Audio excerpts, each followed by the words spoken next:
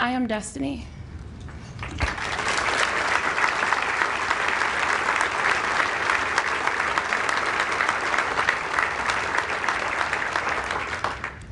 That was my story up until Miss Cindy came into my life. Miss Cindy was my CASA volunteer. My life had been pretty messed up, but with Miss Cindy on my side, I wasn't going to mess up. I knew there was hope. She hounded me to stay in school and not to skip classes. She was on me all the time about assignments, let me tell you. I thought Miss Cindy was some kind of stalker.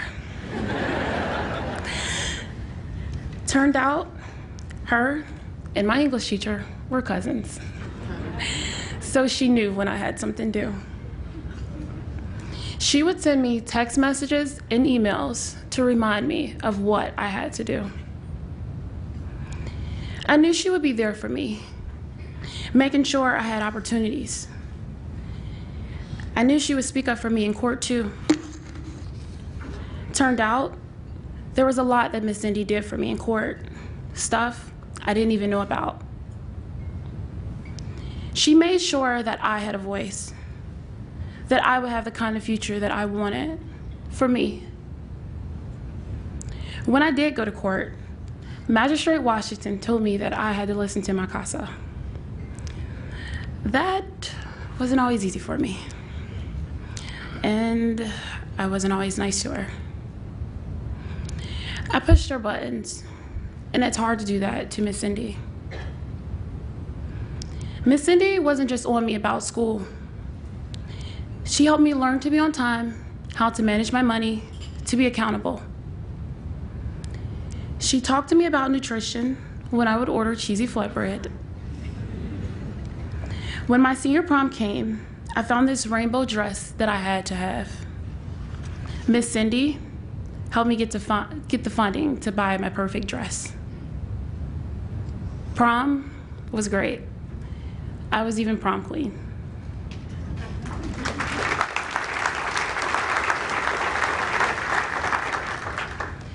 She helped me work with a mentor to learn more about getting jobs and having a resume. I would complain to Miss Cindy about all the stuff I had to do. But Miss Cindy knew the best way to push me was to tell me I could quit the mentor program anytime. I think that's what made me want to finish the program even more. I am kind of stubborn. After I graduated from West High, I tried college.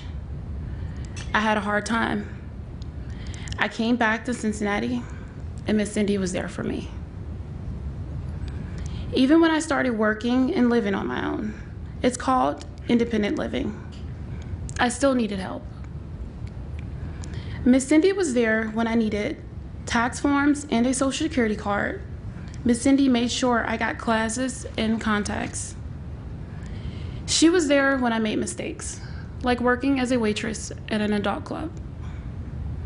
When she found out, Miss Cindy reminded me that I wanted to be a different kind of person, that I wanted more from my life. Sometimes I didn't do so well. I had low self-esteem and would get mad when I felt like I didn't have control over my life. But all the time I knew I didn't want to repeat my mom's mistakes. I wanted my life to be different. Miss Cindy helped me understand that it was all up to me. I couldn't spend my life being mad at my mom. She needs help. I was the one who had to look in the mirror and like what I saw. Slowly, I became more confident in myself.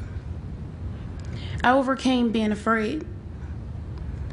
I began to feel like I was beautiful, no matter what I was told when I was little. I found a better job about a year ago. I worked full-time and earned enough that I got to give away all the furniture that people gave to me when I had my first apartment. I was able to buy my own bed, my own microwave. I am paying off on my car to get a good credit rating. I pay taxes. I worked hard to better myself. I've taken classes at Cincinnati State, and because of Miss Cindy helping me, I got a B in accounting.